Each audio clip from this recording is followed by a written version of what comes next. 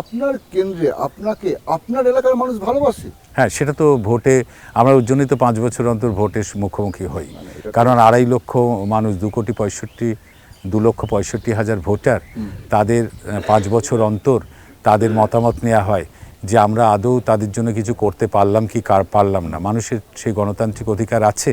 ফলে 2011 সাল থেকে পরপর 3 বছর আমরা একটা জিতেছি। প্লাস হচ্ছে এবার যে লোকসভা নির্বাচন, সেখানেও জাঙ্গিপাড়ায় 28,000-এর বেশি ভোটে আমাদের দলকে এখানে এগিয়ে রেখেছে মানুষ। তো হলো আমাদের প্রতি যদি ভালোবাসা না থাকে, তারা যদি ভালো সার্ভিস না পায় সরকার থেকে, এই জিনিসটা তো হতো না।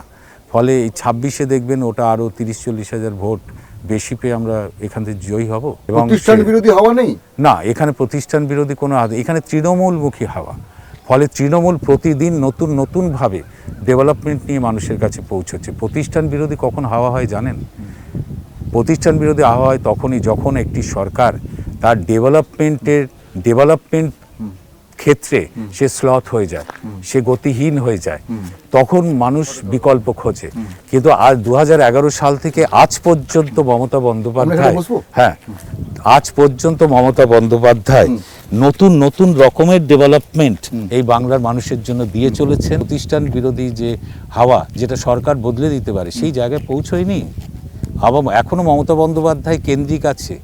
ফলে এখানে তৃণমূলের এখনও ঊর্ধ্বগতি থাকবে, আরও বেশি আসন, আরও বেশি সময়।